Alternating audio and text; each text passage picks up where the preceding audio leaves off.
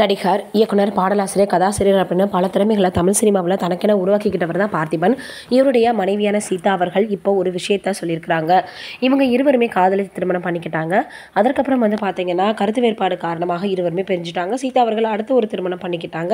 அதுவும் அவங்களுக்கு சரியாக அமையல. ஆனால் சமீபத்திலே இவங்க இருவரும் இணைந்து மறுபடியும் வாழ்க்கையை நடத்தினா நல்லாயிருக்கும் அப்படின்னு பலரும் பலவிதமாக பேசி கொண்டிருந்தாங்க.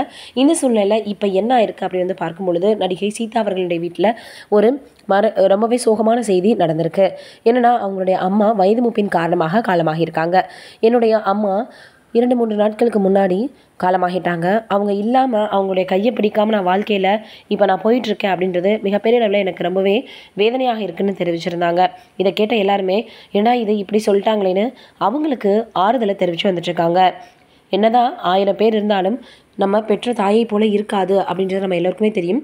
இந்த சூழ்நிலை இப்படி சீதா அவர்கள் போட்டிருக்கிறது எல்லோருக்குமே மிகப்பெரிய அளவில் வருத்தத்தை கொடுத்துருக்கு. அதனால் எல்லோரும் அவங்களுக்கு ஆறுதலையும் அதே போல் சீதாவின் அம்மாவிற்கு இரங்கலையும் தெரிவித்து வந்துட்டுருக்காங்க. நம்மளுடைய வாழ்க்கையில் சில விஷயங்கள் நம்மளுடைய கையை மீறி போகும்போது நம்ம அதை அனுபவிச்சு தான் ஆகணும் அப்படின்னு இப்போ எல்லோரும் பேச ஆரம்பிச்சிட்டாங்க. நம்மளுடைய சார்பாகவும் சீதா அவர்களுக்கு ஆறுதலை தெரிவிச்சுக்கலாம். இது ஒரு புறம் இருக்க, நடிகர் ஜெயம் ரவி அவர்கள் சமீபத்தில் விஷால் அவர்களை பற்றி ஒரு விஷயத்தை பேசியிருந்தார். விஷால் அவர்கள் இப்போ கொஞ்ச நாளாக ரொம்பவே கஷ்டப்பட்டு வராரு. அவர் நிறைய நல்லது செஞ்சுருக்காரு. நான் நிச்சயமாக சொல்கிறேன், அவர் மறுபடியும் சிங்கம் போல் மீண்டு வருவார் அப்படின்னு. ஏன்னா உடல்நிலை சரியில்லை, வைரல் ஃபீவர் இருக்குது, இந்த மாதிரியான பிரச்சனைகள் இருக்குது. அவருக்கு அந்த மாதிரியான பிரச்சனைகள் இருக்குதுன்னு வைரலாகி வந்துச்சு.